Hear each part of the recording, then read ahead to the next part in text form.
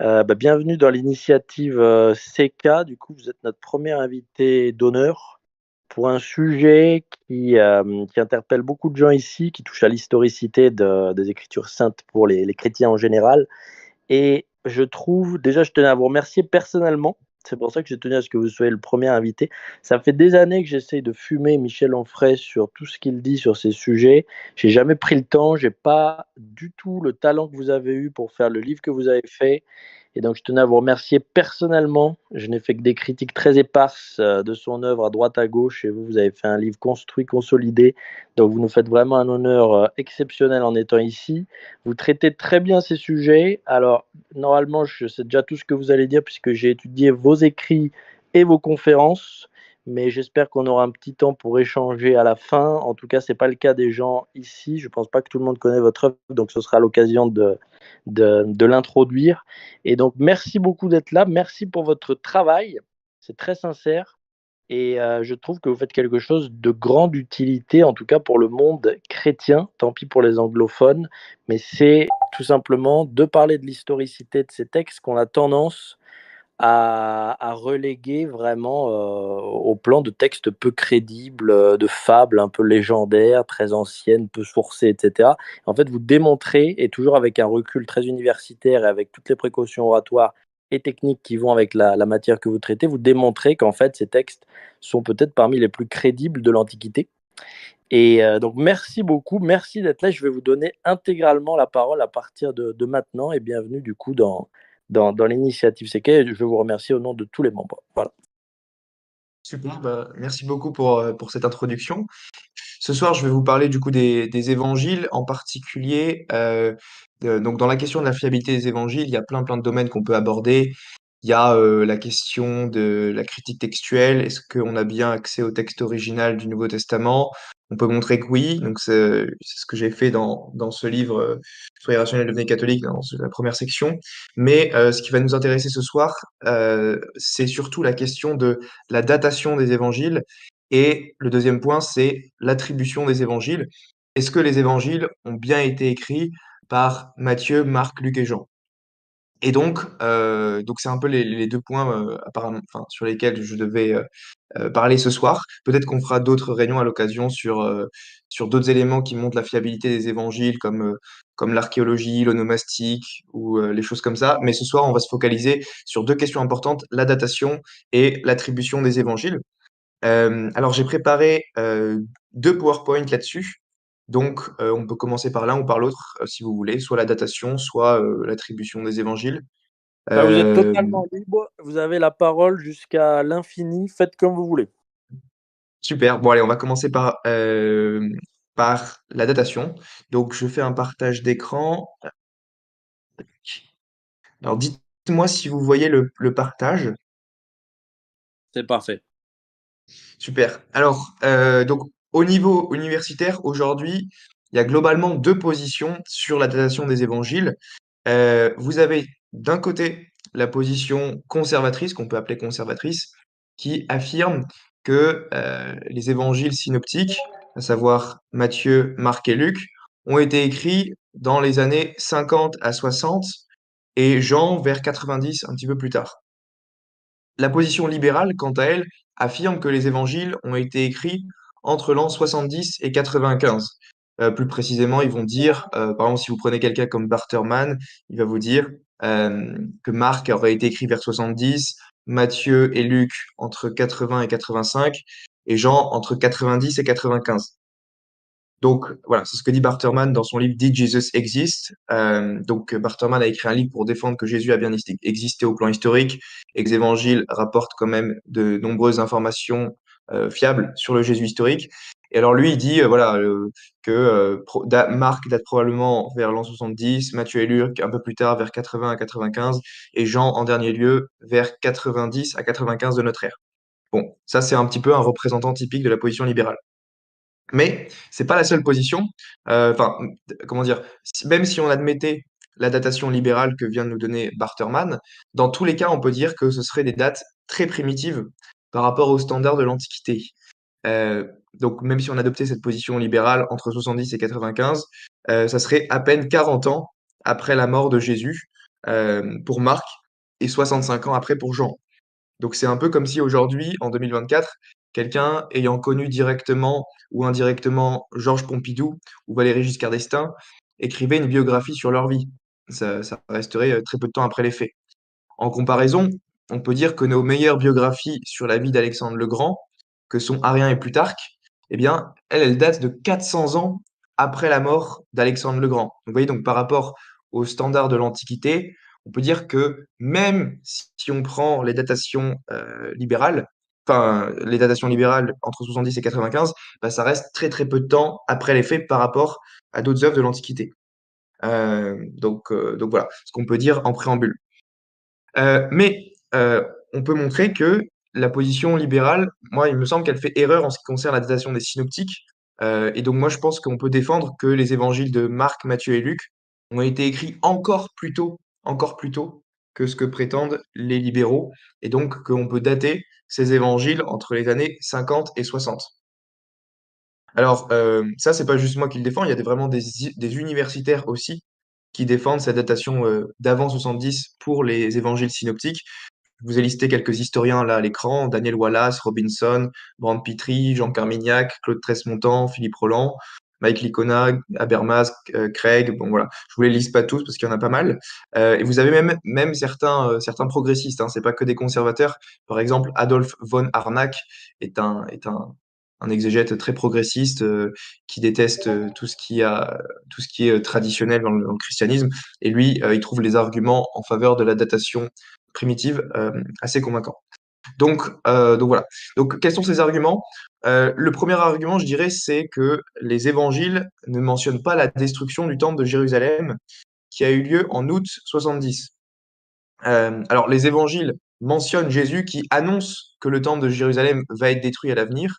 Donc ça, vous pouvez retrouver ça dans Marc 13 et Matthieu 24. Il est écrit, comme Jésus sortait du temple, un de ses disciples lui dit, Maître, regarde quelle belle pierre et quelle construction. Mais Jésus lui dit, vois-tu ces grandes constructions? Il ne restera pas ici pierre sur pierre qui ne soit renversée. Donc, on voit très clairement que Jésus annonce que la destruction du temple va avoir lieu, mais les évangiles ne disent pas et cette destruction a eu lieu et elle s'est confirmée. Ils ne disent pas ça. Ils annoncent juste enfin, ils écrivent juste que Jésus l'a annoncé. C'est pareil dans Matthieu 24, du coup. Et donc, or, on sait que la destruction du temple de Jérusalem a eu lieu en août 70 et que les évangélistes ne disent pas que cet événement s'est réalisé. Ils se contentent juste, comme je le disais, de retranscrire les propos de Jésus qu'il annonce. Et donc ça, moi je dirais, c'est assez révélateur parce que on imagine bien que les évangélistes, ils se seraient fait une joie d'exprimer leur satisfaction de voir cette prophétie de Jésus se réaliser. Donc on peut imaginer que si les évangiles avaient été écrits après l'an 70, eh bien, ils auraient écrit quelque chose du genre, et cette prophétie se réalisa X années plus tard, afin d'appuyer la messianité de Jésus. Ça aurait été un excellent argument apologétique pour eux de dire que cette prophétie s'était réalisée. Mais ils ne font rien de tel, et donc ils se contentent juste de retranscrire les paroles de Jésus qu'il annonce. Euh, et d'ailleurs, on peut remarquer que d'habitude, il est habituel pour les évangélistes de mentionner quand un événement s'est produit. Donc, par exemple, dès que les évangélistes mentionnent Judas, ils ajoutent que Judas finira par trahir Jésus. De même, dans les Actes des Apôtres, 11-28, il est annoncé qu'une future famine a eu lieu, et Luc n'oublie pas de préciser que celle-ci a eu lieu sous l'empereur Claudius, afin d'appuyer que l'événement s'est bien réalisé. Et de même pour le moment où Jésus annonce qu'il relèvera le temple en 3 jours, les évangélistes prennent bien soin de préciser, mais le sanctuaire dont il parlait, c'était son propre corps. Donc on peut dire qu'il y a cette attitude typique chez les évangélistes de dire si les événements qu'ils décrivent ont eu lieu ou non, s'ils en ont la connaissance. Et on ne trouve rien de tel pour l'événement majeur de la destruction du temple de Jérusalem.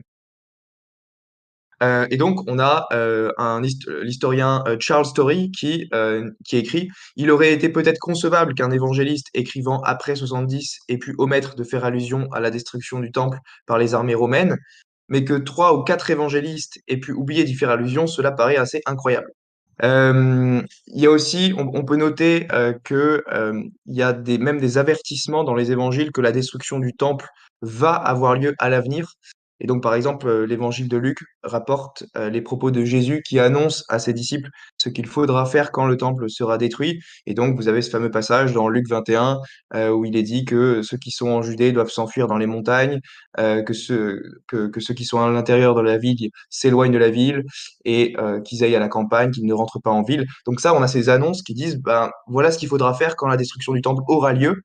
Et donc, si la destruction du temple avait déjà eu lieu, ça ne servira à rien de mentionner ce genre d'annonce. C'est évident. Donc voilà, on a aussi ça chez Marc, ces mêmes commandements de fuir dans les montagnes quand ça arrivera. L'Évangile de Matthieu dit même que il faut prier pour que la destruction du temple n'arrive pas l'hiver ou le jour du Shabbat. Donc ça aurait aucun sens de mentionner ça et de ne pas mentionner que la destruction du temple ait eu lieu. Euh, donc voilà, ces rappels n'auraient aucun sens si l'événement de la destruction du temple avait déjà eu lieu. Il n'y aurait alors pas besoin de prévenir les chrétiens de ce qu'ils devraient faire quand celle-ci aurait lieu.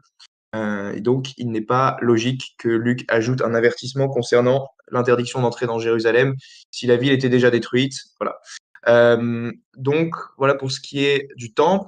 On peut dire aussi, alors voilà, donc là, on peut prendre ce que dit Brand Pittri, qui est un historien américain spécialiste du Nouveau Testament et qui nous dit que, voilà, il nous dit, réfléchissez une minute, pourquoi est-ce que Marc expliquerait-il à ses lecteurs qu'il faut prier que la destruction du temple n'ait pas lieu l'hiver, si elle savait qu'elle avait déjà eu lieu à la fin de l'été, parce que le temple a été détruit début août de 70.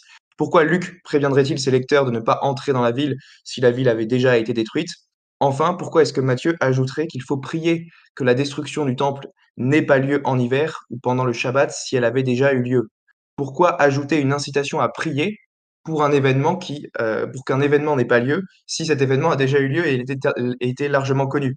Donc tous ces indicateurs confirment que le temple n'avait pas encore été détruit au moment où les synoptiques ont été rédigés. Ça semble un argument assez fort, qui convainc en tout cas beaucoup d'historiens.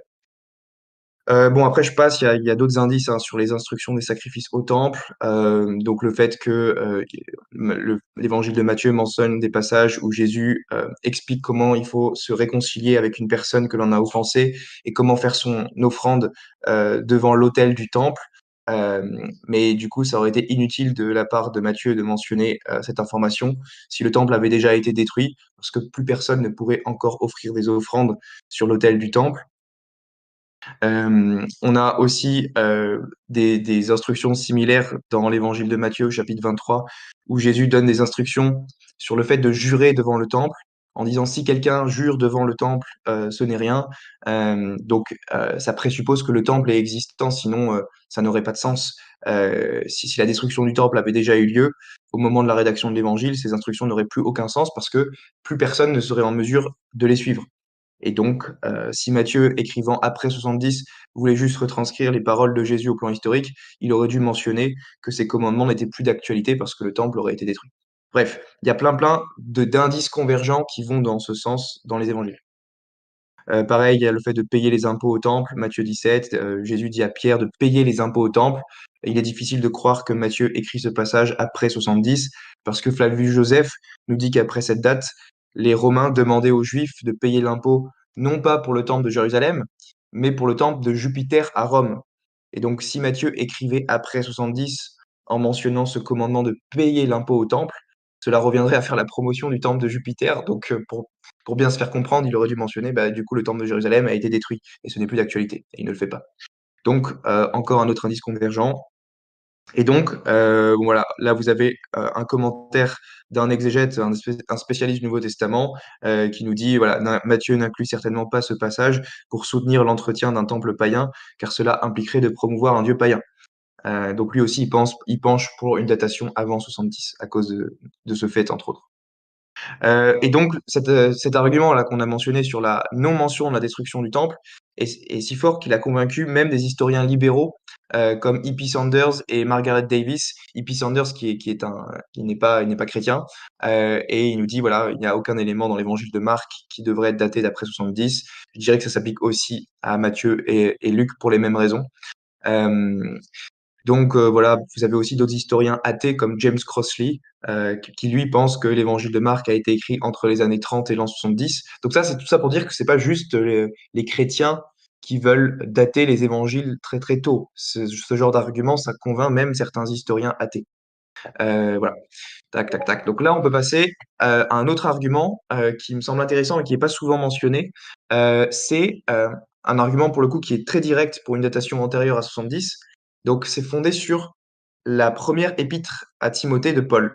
Et on sait que l'évangile de Luc fut écrit avant la première épître à Timothée de Paul parce que le verset 1 Timothée 5, 18 cite l'évangile de Luc 10, 7 et s'y réfère comme étant l'écriture. Donc si vous ouvrez 1 Timothée 5, 18, vous allez voir le passage qui dit l'écriture dit, et après il y a des citations, et la deuxième des citations est une référence à Luc 10, 7, et je crois que c'est l'ouvrier mérite son salaire, un truc comme ça.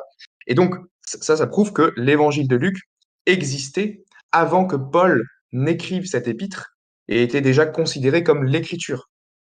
Or, Paul, on sait qu'il est mort décapité vers l'an 65, certains disent 67, mais entre 65 et 67, ça peu importe.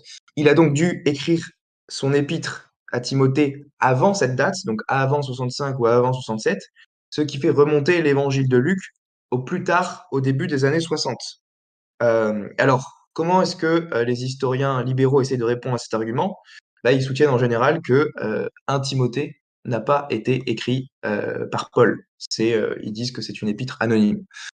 Et là, on peut répondre sur plusieurs points en disant qu'il est historiquement probable que la première épître à Timothée soit bien de Paul, puisque, donc il y a plusieurs raisons, hein. Il y a déjà le fait que l'épître affirme très clairement avoir Paul pour auteur dès le début.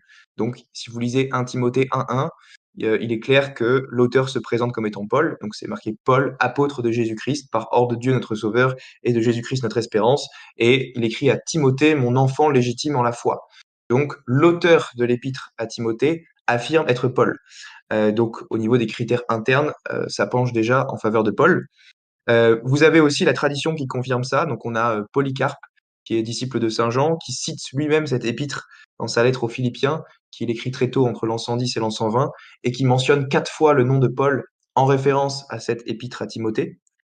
Vous avez aussi la tradition qui confirme ça avec Saint Irénée, qui écrit 40 à 50 ans plus tard, et qui affirme lui aussi explicitement que Paul est bien l'auteur de cette épître dans son ouvrage contre les hérésies. Donc ça se trouve dans le livre 3, en disant que Paul en fait mention dans les épîtres à Timothée. Donc ça prouve bien que selon Saint Irénée, Paul est bien l'auteur de l'épître à Timothée. Et donc Saint Irénée, pour rappel, il écrit en l'an 180, et il n'y a que 2 générations d'écart entre lui et les apôtres.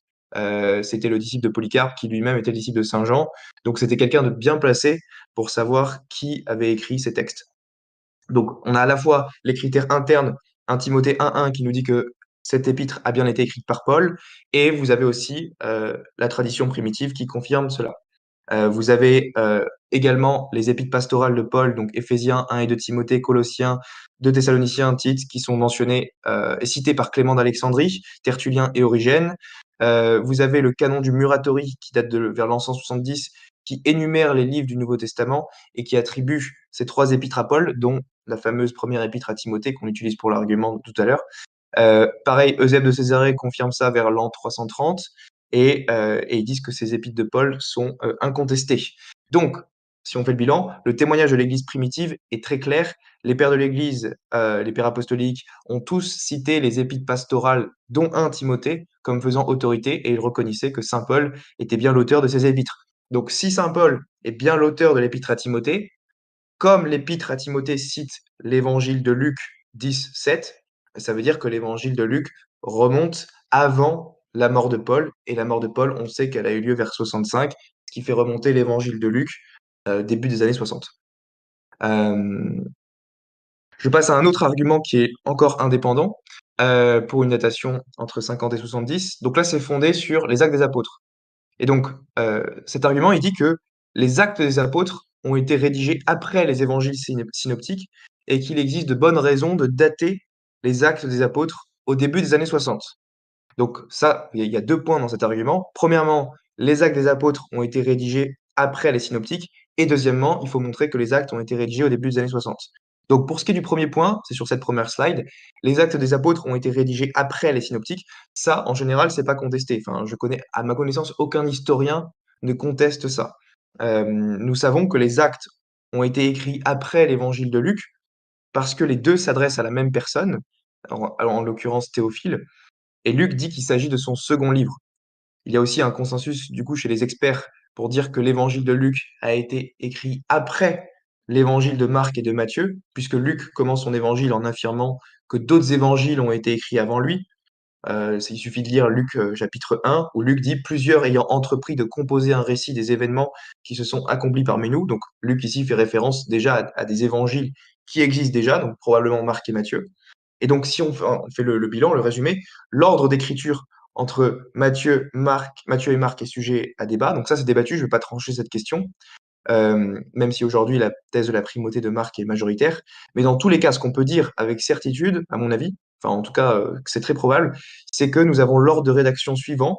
On a soit Marc puis Matthieu, ou alors Matthieu puis Marc, puis en troisième on a Luc, et après on a les actes. Donc c'est dans cet ordre-là.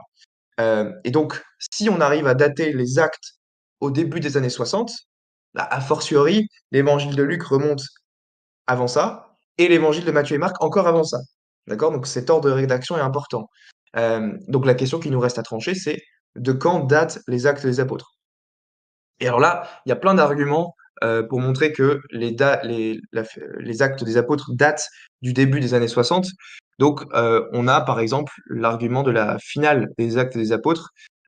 Si vous lisez Actes chapitre 28, vous verrez que euh, le livre des actes s'arrête soudainement. Donc il y a tout qui se centre sur le personnage de Paul, les 8 derniers chapitres des actes, qui racontent ses diverses péripéties, et il s'arrête brutalement quand Paul arrive à Rome. Donc, notamment, Actes chapitre 28, verset 30, affirme qu'une fois arrivé à Rome, Paul y reste 2 ans avant son procès, et hop, le livre des Actes s'arrête presque aussitôt, sans nous donner le verdict du procès, ni même parler de la mort de Paul qui eut lieu en 65. Donc rien du tout. Et donc l'explication logique de cela est que le procès de Saint Paul n'avait pas encore eu lieu au moment où les actes ont été écrits. En effet, vu le suspense culminant jusqu'à la fin des actes, il aurait été logique pour Luc de mentionner si Paul avait été condamné ou non par le procès. Et s'il avait été condamné, Luc en aurait sûrement profité pour décrire le glorieux martyre de Paul et ses souffrances pour le Christ. Et s'il avait été relâché, Luc aurait sûrement mentionné sa lutte glorieuse contre le tribunal. De plus, on sait par d'autres sources historiques que Paul a été relâché, ce que nous dit Eusèbe de Césarée. Et donc, ça semble hyper bizarre. Pourquoi est-ce que l'auteur des actes, savoir Luc, aurait choisi de rester silencieux au sujet du procès de Paul? La réponse la plus logique à cela, c'est que le procès de Paul était en cours au moment où les actes étaient en train d'être rédigés. Et donc, cet argument, c'est ce qui a convaincu l'exégète libéral Adolphe von Harnack, dont je parlais tout à l'heure. Il nous dit, tout au long des 8 derniers chapitres des Actes, Luc garde ses lecteurs intensément intéressés par le déroulement du procès de Saint Paul et finit par le décevoir complètement. Le lecteur n'apprend rien du résultat final du procès. Il semble désespéré que nous puissions expliquer pourquoi le récit s'interrompt ainsi, autrement qu'en supposant que le procès n'était pas encore arrivé à son terme. Si Luc écrivait en l'an 80, 90 ou 100, il serait non seulement un historien maladroit, mais un historien absolument incompréhensible. Nous devons donc conclure que les derniers versets des Actes des Apôtres, pris en conjonction avec l'absence de toute référence au résultat du procès de saint Paul et à son martyre, impliquent très probablement que l'ouvrage a été écrit à une époque où le procès de saint Paul à Rome n'était pas encore terminé. Et donc, les Actes des Apôtres ont probablement été écrits 2 ans après l'emprisonnement de Paul. Or, les historiens considèrent que Paul est arrivé à Rome vers l'an 60, et donc ça remontait la datation des Actes des Apôtres à l'an 62. Et donc, on peut aussi noter que la libération de Paul en 62 est bien attestée par la tradition primitive, et donc si elle avait eu lieu avant la rédaction des Actes, Luc n'aurait pas omis de le mentionner.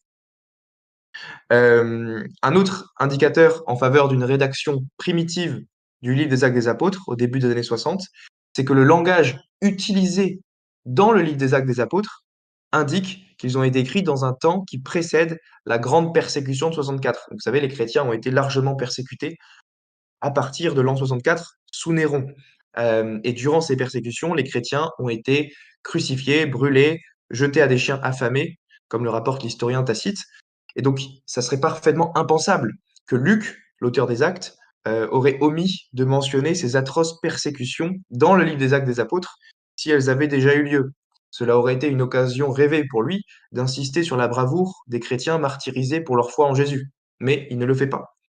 Euh, de plus, lorsqu'on regarde les écrits chrétiens qui datent d'après l'an 64, on remarque souvent qu'ils manifestent une certaine colère vis-à-vis des Romains qui les persécutaient. Mais on ne retrouve rien de cela dans les évangiles ou dans les actes des apôtres, qui au contraire ont une attitude sympathique envers Rome. Et dire du bien des Romains après la grande persécution serait équivalent à dire du bien des Allemands après 1945. Il est donc probable que les évangiles et les actes aient été écrits avant l'an 64. Et d'ailleurs, on voit bien que les livres du Nouveau Testament écrits après 64 mentionnent cette persécution des chrétiens. Vous avez quelques références dans le livre de l'Apocalypse, par exemple. Et donc, on constate aussi que, contrairement aux synoptiques, l'évangile de Jean n'émet pas de paroles positives envers les Juifs et les Romains, probablement parce qu'il a été écrit après la période de cette grande persécution. Donc, on voit bien la différence entre les écrits chrétiens écrits avant la période de persécution de 64 et ceux qui ont été écrits après.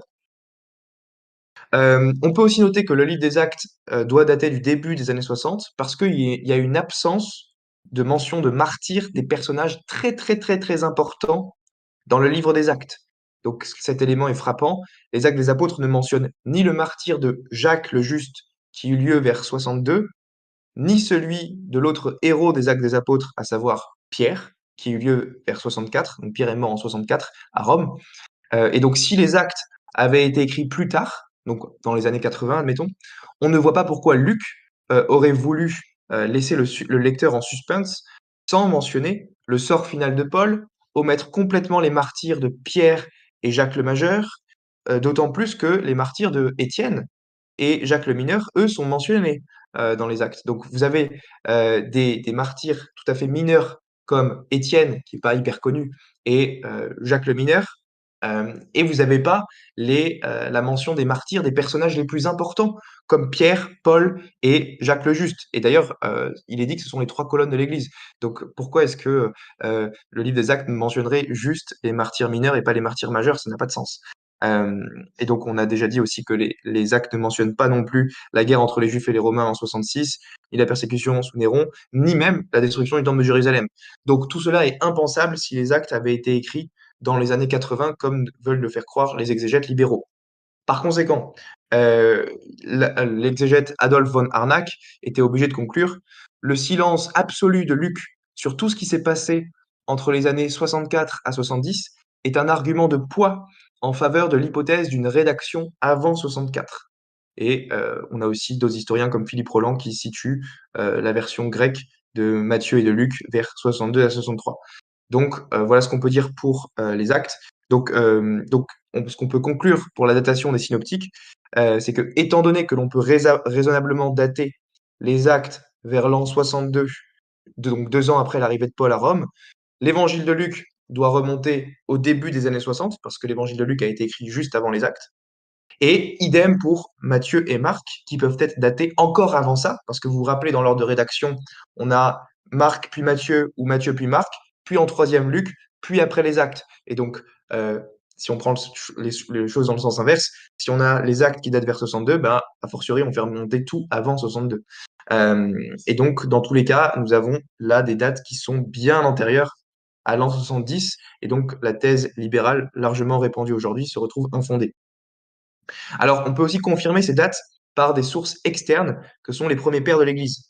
Donc, en plus de ces arguments internes fondés sur le texte lui-même, on a aussi les pères de l'Église qui nous donnent des indices. Donc, on a Saint Irénée, grand-père de l'Église, qui écrit vers l'an 180 son livre Contre les hérésies. Et alors, il nous confirme que l'évangile de Matthieu a été écrit du vivant de Pierre et Paul. Et vous vous rappelez que Pierre et Paul sont morts en 64 et 65 à peu près. Et Saint Irénée nous dit ainsi, Matthieu publia chez les Hébreux dans leur propre langue une forme écrite d'évangile à l'époque où Pierre et Paul évangélisaient Rome et y fondaient l'Église. Donc ça veut dire que Pierre et Paul étaient encore vivants quand Matthieu écrivait l'Évangile. Or, Pierre est mort en 64 et Paul en 65, et donc les évangiles ont été écrits avant cette date. Donc ça confirme, ça corrobore tout ce qu'on a dit par rapport aux arguments fondés sur les critères internes. Et donc on a déjà dit, Saint Irénée était disciple de Polycarpe, lui-même disciple de Saint Jean, donc il était bien placé pour savoir quand et comment ont été écrits les évangiles. On a aussi Origène, Origène qui va dans ce sens et qui confirme que l'évangile de Luc a été écrit du vivant de Paul. Parce que vous vous rappelez, Luc et Paul étaient compagnons, ils ont voyagé ensemble. Et donc, ça c'est rapporté dans Histoire ecclésiastique de Eusèbe de Césarée, qui cite le texte d'Origène, et le texte d'Origène parle du troisième évangile, celui de Luc, loué par Paul. Donc, il est dit que le troisième évangile, l'évangile de Luc, a été loué par Paul, mais pour louer l'évangile, il fallait donc que Paul soit vivant pour pouvoir louer cet évangile. Et comme Paul, on l'a dit, est mort en 65, bah, ça fait bien remonter l'évangile de Luc avant cette date. Donc, il y a tout qui coïncide parfaitement avec les arguments développés précédemment. On a aussi Clément d'Alexandrie qui va dans ce sens et qui confirme que l'évangile de Marc a été écrit du vivant de Pierre, c'est-à-dire avant l'an 64, parce que Pierre est mort en 64, on l'a dit. Donc, c'est ce qui est dit dans Histoire ecclésiastique, qui cite le texte de Clément d'Alexandrie, où Clément nous dit: Marc, disciple de Pierre, alors que Pierre prêchait publiquement à Rome, a écrit l'évangile qui est appelé Évangile de Marc, à partir des choses dites par Pierre. Et donc, il est bien dit que Marc a écrit l'évangile pendant que Pierre prêchait à Rome, c'est-à-dire probablement dans les années 50, en tout cas avant le début des années 60, parce que Pierre est mort en 64. Donc, ça corrobore encore une fois ce que nous avons dit précédemment sur les critères internes de datation. Donc, en résumé, si on résume un peu tout ce qu'on a dit, vous avez là cette slide qui résume à peu près tous les arguments. Vous avez beaucoup d'arguments pour une datation précoce. Premièrement, l'argument fondé sur l'absence de mention de la destruction du temple de Jérusalem, l'argument fondé sur la présence d'avertissements pour la destruction du temple à venir, l'argument fondé sur les instructions sur les sacrifices du temple, les instructions sur le fait de jurer devant le temple, qui n'aurait pas de sens si le temple était déjà détruit, le paiement des impôts au temple, la première épître à Timothée 5,18, écrite par Paul, on l'a vu, qui cite l'évangile de Luc 17. Vous avez aussi l'argument fondé sur la datation des actes au début des années 60, et comme les actes ont été écrits après les évangiles synoptiques, eh bien, ça fait remonter tous les évangiles synoptiques à la fin des années, enfin dans les années 50, début des années 60. Et donc, on le rappelle, hein, si on résume les raisons de dater les actes des années 60, vous avez l'absence de martyr de Pierre vers 64, l'absence du martyr de Paul vers 65, l'absence du martyr de Jacques vers 62, la fin brutale du livre des Actes des Apôtres qui ne dévoile pas le procès de Paul 2 ans après son arrivée à Rome vers 62, l'absence de la grande persécution des chrétiens sous Néron vers 65, l'absence de mention de la guerre entre les Juifs et les Romains vers 66, et l'absence de référence à la destruction du temple de Jérusalem. Donc tout ça, ça fait une grande raison de penser que les actes ont été écrits très tôt eux aussi. Et le huitième argument, c'est le dernier qu'on a vu, c'était la confirmation par les pères de l'Église, par des critères externes justement, qui vous confirment que Matthieu, Marc et Luc écrivaient du vivant de Pierre et Paul, c'est-à-dire avant 64. Donc, alors là, c'est pour les synoptiques. On pourrait se demander, on se poser la question, et Jean alors? Parce que pour l'instant, on n'a que parlé de Matthieu, Marc et Luc. Alors, en ce qui concerne l'évangile de Jean, la plupart des historiens pensent qu'il a été rédigé plus tard, donc vers l'an 90. En revanche, certains historiens penchent aussi pour une datation plus ancienne, donc avant 70. Et donc, l'une des raisons invoquées par ces historiens pour la datation plus ancienne est le fait que Jean parle au présent lorsqu'il décrit la fameuse piscine de Bethsaïda dans Jean 5,2. Donc, si vous lisez Jean 5,2, il est clairement dit: Or, il y a à Jérusalem, près de la porte des brebis, une piscine en hébreu qui s'appelle Bethsaïda et qui a 5 portiques. Et donc, vous voyez, il y a marqué il y a. Jean parle au présent en décrivant cette piscine.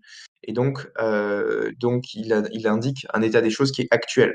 Et il semble affirmer que la piscine de Bethsaïda, avec ses 5 portiques, existe à Jérusalem à l'époque où il écrit.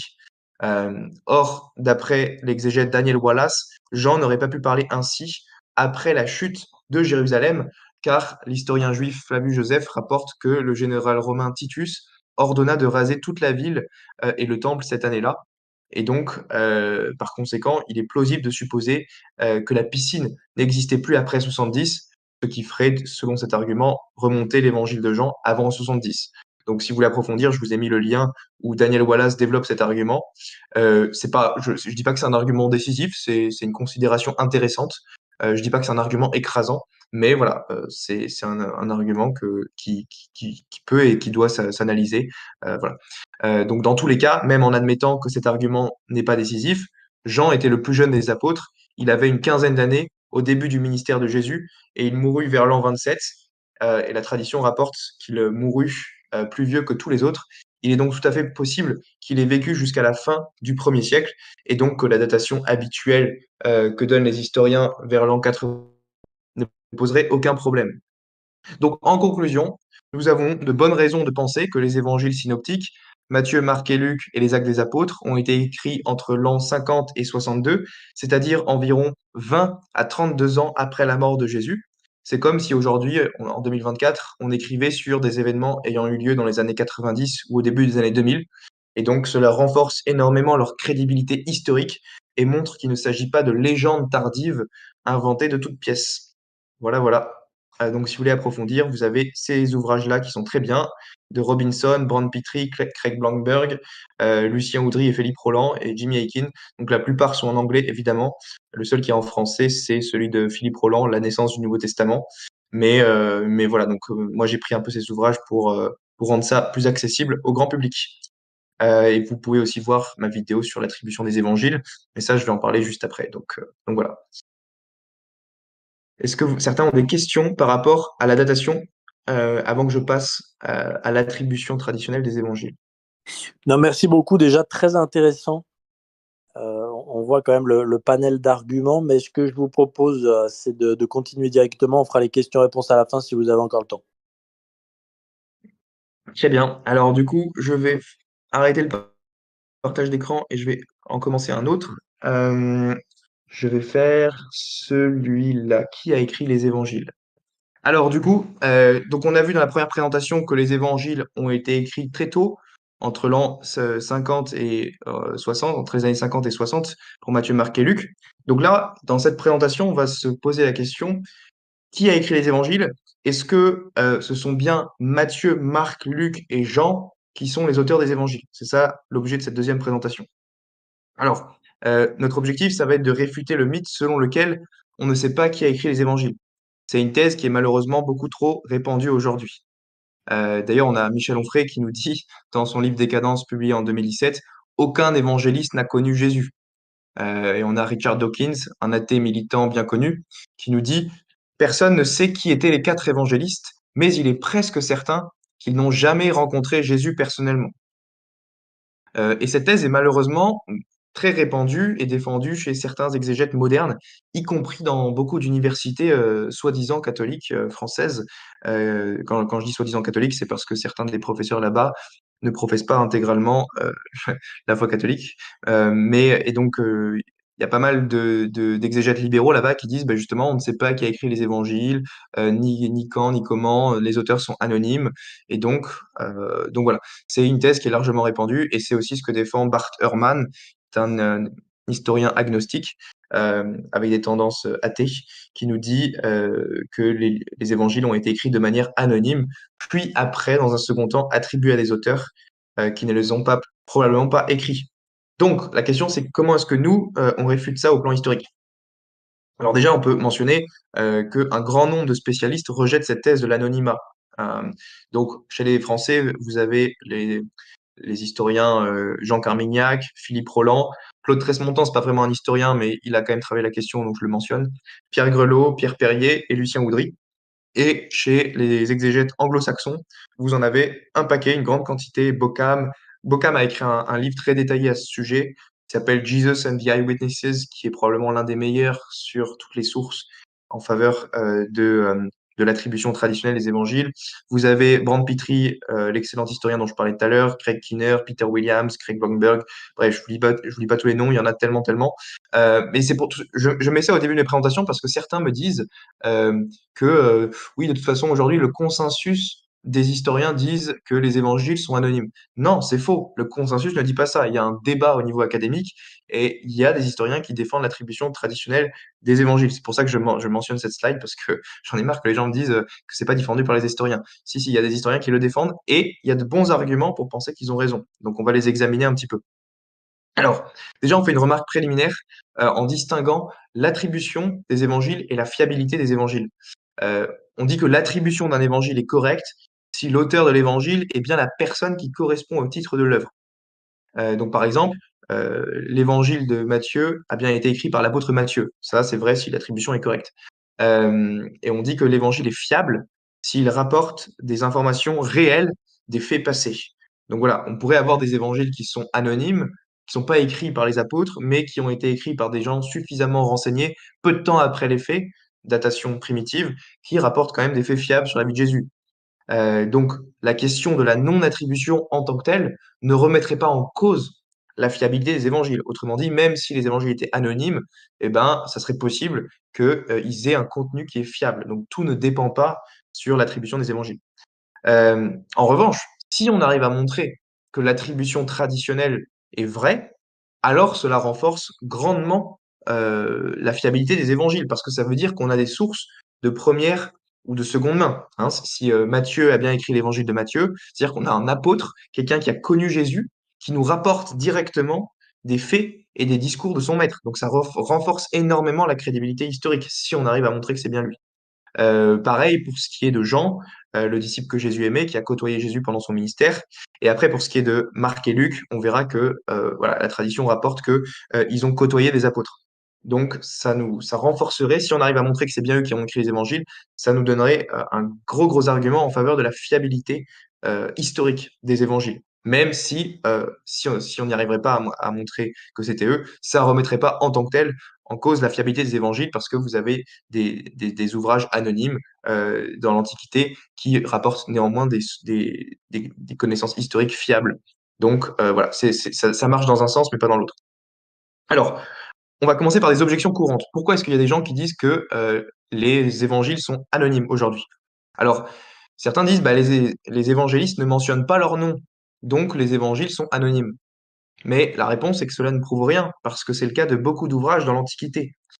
Par exemple, l'historien Mike Licona fait remarquer: «Il n'était pas inhabituel pour les auteurs de l'Antiquité de ne pas mentionner leur nom dans leurs œuvres. Plutarque était un auteur grec qui a rédigé plus de 50 biographies connues entre la fin du 1er et le début du 2e siècle, et le nom Plutarque est absent de toutes ces biographies. C'est la tradition transmise au fil des siècles qui nous renseigne sur l'auteur de ces biographies, et personne ne remet en doute le fait que Plutarque en soit l'auteur.» Et donc cette première objection ne marche pas. Une deuxième objection courante, c'est de dire, par exemple, l'évangile de Matthieu est entièrement rédigé à la troisième personne, et donc Matthieu n'a pas pu l'écrire. Alors, il s'appuie en général sur Matthieu 9,9, où l'évangile de Matthieu dit de là, étant allé plus loin, Jésus vit un homme assis au milieu des péages qui s'appelait Matthieu. Il lui dit: Suis-moi. Et cet homme se leva et le suivit. Donc, il est dit: bah, vous voyez, c'est mentionné à la troisième personne, ça peut pas être Matthieu qui a écrit ce passage. Attendez, ça marche ou pas? J'ai un bug, voilà. Donc, en réponse, on peut dire que les écrivains de l'Antiquité parlaient souvent d'eux-mêmes à la troisième personne. Par exemple, César écrit à la troisième personne son ouvrage La guerre des Gaules. Donc, vous voyez, là, dans la guerre des Gaules, César, apprenant qu'il se dispose à passer par notre province, part aussitôt de Rome. C'est César qui a écrit ça et pourtant il parle à la troisième personne. Donc, ça montre pas juste parce que quelqu'un écrit à la troisième personne que c'est pas lui l'auteur du texte en question. On a de même pour Flavius Joseph qui parle à la troisième personne dans la guerre des Juifs. Pareil pour Xénophon qui parle à la troisième personne dans ses écrits. Donc c'est quelque chose de très courant dans l'Antiquité de parler à la troisième personne et ça montre pas que ces gens-là ne sont pas les auteurs de leurs œuvres. Et même Jésus dans l'Évangile parle à la troisième personne quand il dit le Fils de l'homme n'a pas où reposer sa tête. Donc voilà, c'est assez clair que c'est pas des arguments décisifs le fait de décrire à la troisième personne. Alors, il y a des arguments externes et des arguments internes en faveur de l'attribution traditionnelle des évangiles. Les arguments externes se fondent sur des critères d'attestation extérieurs au texte, donc par exemple un auteur ancien qui attribue un texte à quelqu'un, et les arguments internes se fondent uniquement sur les indices intérieurs au texte pour en déduire qui est l'auteur. Alors, un exemple, comment savez-vous que saint Thomas d'Aquin a bien écrit la Somme théologique? Eh bien, vous le savez soit parce que des indices dans son texte montrent qu'il s'agit bien de lui, ce qu'on appelle les critères internes, soit parce que des auteurs après lui vous assure que c'est bien lui qui a écrit ce texte. Et ça, c'est ce qu'on appelle les critères externes. Alors, que nous dit saint Augustin sur les critères externes? Eh bien, il nous dit que beaucoup de nos connaissances sur les auteurs des ouvrages de l'Antiquité proviennent uniquement de critères externes. Ça, c'est tout à fait vrai, hein. Et saint Augustin nous dit, pourquoi est-ce que personne ne doute de l'authenticité des livres attribués à Hippocrate? Eh bien, parce qu'il y a une succession de témoignages sur les livres depuis l'époque d'Hippocrate jusqu'à aujourd'hui, ce qui fait qu'il n'est pas raisonnable, ni maintenant, ni plus tard, d'avoir le moindre doute à ce sujet. Comment connaissons-nous les auteurs de Platon, d'Aristote, de Cicéron, Varro et d'autres écrivains similaires si ce n'est par une chaîne ininterrompue de preuves? Donc voilà pour ce qui est des critères externes. Et donc, pour les critères externes, dans notre cas des évangiles, on a la tradition primitive qui est unanime et nous avons aucun manuscrit anonyme des 4 évangiles. Donc ça, on va voir ces 2 points successivement. Alors, pour ce qui est de la tradition primitive, le fait qu'elle est unanime dans l'attribution des évangiles à Matthieu, Marc, Luc et Jean, eh bien, on a 6 sources. Vous avez 6 sources là, vous avez à l'écran, qui mentionnent que les évangiles ont été écrits par les apôtres, par Matthieu, Marc, Luc et Jean. Donc, on a Papias vers l'an 125, Saint Justin Martyr vers l'an 150, le fragment du Muratori vers l'an 170, Saint Irénée de Lyon vers l'an 180, Saint Clément d'Alexandrie vers 180 et Tertullien de Carthage vers 207. On pourrait aussi rajouter une septième source, Origène. Donc, j'en cite d'autres, hein. Vous avez Saint Jérôme, Saint Augustin, Saint Éphrem, Saint Jean Chrysostome, Saint Épiphane, Saint Cyril de Jérusalem, Eusèbe de Césarée, etc. Donc ça, toutes ces sources-là mentionnent que Matthieu, Marc, Luc et Jean ont bien écrit les évangiles. Mais nous, on va se focaliser que sur les sources primitives, donc avant le 3e siècle, avant le 4e siècle. Donc, on va commencer par Papias, qui est notre première source primitive sur l'attribution des évangiles, qui écrit vers l'an 125. Et donc, Papias était évêque de Hiérapolis et il a directement connu Saint Jean, d'après ce que nous dit Saint Irénée dans Contre les hérésies.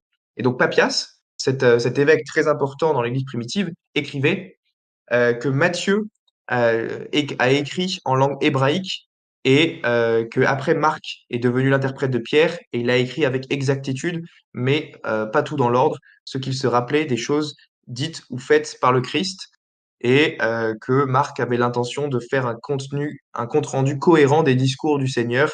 Il a veillé à ne rien omettre de ce qu'il avait entendu et à ne rapporter aucune fausseté. Donc vous avez Papias, une source primitive, qui vous dit que Matthieu a bien écrit l'évangile de Matthieu en langue hébraïque, puis que Marc, qui a été l'interprète de Pierre, eh bien, a rapporté ce que Pierre prêchait à Rome. Donc première source primitive, Papias. Après, vous avez Saint Justin Martyr qui écrivait en l'an 150 et il appelait les évangiles les mémoires des apôtres. Et il affirmait qu'ils avaient été composés par eux. En effet, les apôtres, enfin c'est ce qu'il dit dans sa première Apologie 66, il nous dit, en effet, les apôtres, dans les mémoires qu'ils ont composées et qu'ils ont appelés évangiles, nous ont transmis ce qui leur était prescrit. Et il affirme aussi que les évangiles furent écrits par ces apôtres et par leurs disciples. Et donc, comme le dit l'historien Charles E. Hill, l'utilisation du pluriel par Justin semble signifier qu'il reconnaît au moins 4 évangiles, au moins 2 écrits par les apôtres et au moins 2 écrits par des disciples des apôtres. Après, on a le fragment du Muratori vers 170 qui nous rapporte que Luc et Jean sont bien les auteurs des évangiles. Donc ce fragment, il est coupé. Donc on a retrouvé qu'un fragment, un fragment justement. Donc il n'y a pas tout le texte entier. Et le fragment commence par le 3e livre de l'évangile est celui de Luc. Luc, le médecin bien connu, le compagnon de Paul, etc. Et après, il dit le 4e évangile est celui de Jean, l'un des disciples. Donc vous avez Luc qui est mentionné comme le 3e évangile et le 4e qui est celui de Jean, l'un des disciples. Et donc les historiens pensent que le fragment du Muratori devait mentionner avant l'évangile de Matthieu et l'évangile de Marc. Parce que, vous voyez, l'endroit qui a été coupé juste avant le 3e évangile, ben ça, on l'a pas retrouvé sur le fragment. C'est un fragment qui est coupé. Mais ça fait aucun doute que ce fragment, à l'origine, mentionnait aussi l'évangile de Matthieu et l'évangile de Marc comme ayant été écrit par Matthieu et Marc. Donc voilà, ce que je dis là sur la slide, le texte que nous avons est amputé au début et à la fin, mais comme il parle après une phrase incomplète du 3e évangile comme étant celui de Luc, puis du 4e comme étant celui de Jean, les historiens admettent qu'il devait parler de Matthieu et Marc juste avant. Après, on a Saint Irénée de Lyon comme source qui est écrit vers l'an 180. Et donc, Saint Irénée, on l'a déjà dit, c'était le disciple de Polycarpe, lui-même disciple de Saint Jean. Et il nous donne l'origine précise des 4 évangiles. Donc, il nous dit, Matthieu publia chez les Hébreux dans leur propre langue une forme écrite de l'évangile à l'époque où Pierre et Paul évangélisaient à Rome et y fondaient l'Église. Après la mort de ces derniers, Marc, le disciple et l'interprète de Pierre, nous transmit lui aussi par écrit ce que prêchait Pierre. De son côté, Luc, le compagnon de Paul, consigna en un livre l'évangile que prêchait celui-ci. Puis Jean, le disciple du Seigneur, celui-là même qui avait reposé sur sa poitrine, publia aussi l'évangile, tandis qu'il séjournait à Éphèse. Donc, Saint Irénée vous donne le mode de rédaction de chaque évangile et vous dit bien que c'est Matthieu, Marc, Luc et Jean qui ont écrit l'évangile. Vers 180, et je vous rappelle, entre Saint Irénée et les apôtres, il n'y a que 2 générations. Donc, Saint Irénée était très bien placé pour savoir de quoi il parlait. Alors, après, on a Clément d'Alexandrie, qui écrit entre l'an 180 et l'an 200, et qui rapporte substantiellement la même chose, que Marc était le disciple de Pierre, qu'il a écrit l'évangile à partir des choses dites par Pierre, et que Luc a aussi écrit les actes des apôtres, etc. Donc, ça corrobore ce qui est dit avec ce qui est dit juste avant. Et après, il est dit que quant à Jean, le dernier, il a vu le matériel qui avait été mis en lumière dans les autres évangiles, et du coup, il a été poussé par l'Esprit pour faire un 4e évangile, un évangile plus spirituel. Et donc, voilà ce que dit Clément. Donc ça, c'est rapporté par Eusèbe de Césarée, qui lui a accès au texte Clément d'Alexandrie. Et donc, vous avez bien Clément d'Alexandrie qui vous dit que Matthieu, Luc et Jean sont bien les auteurs. Alors, il ne parle pas de Matthieu, mais on suppose qu'il devait aussi considérer que Matthieu avait écrit l'évangile. En tout cas, il ne le contredit pas. Après, on a Tertullien de Carthage, qui écrit vers l'an 207, et lui, il est très très clair aussi, hein, on ne peut pas faire plus clair. J'affirme tout d'abord que les documents de l'évangile ont pour auteur les apôtres, que cette tâche de promulguer l'évangile a été imposée par le Seigneur lui-même. En bref, parmi les apôtres, Jean et Matthieu implantent en nous la foi, tandis que parmi les hommes apostoliques, Luc et Marc la réaffirment. Donc pareil, c'est très clair. Et après, on a Origène, qu'on pourrait dire c'est une 7e source qui confirme cela. Et donc Origène est cité par Eusèbe de Césarée dans Histoire ecclésiastique, et il nous dit pareil que le premier évangile est celui de Matthieu, le publicain, et que après le second est celui de Marc, qui l'a pris selon les indications de Pierre à Rome. Le troisième est celui de Luc, etc. Et après tous vient celui selon Saint Jean. Donc voilà, on a encore un texte très très clair d'Origène qui corrobore tout ce qu'on a vu avant. Euh, alors si on fait le bilan de ces attestations primitives, eh bien nous avons une confirmation externe précoce des auteurs de nos 4 évangiles. Il n'existe aucune contradiction entre ces sources. Elles se complètent toutes parfaitement. Et d'ailleurs, ces preuves viennent d'endroits très divers.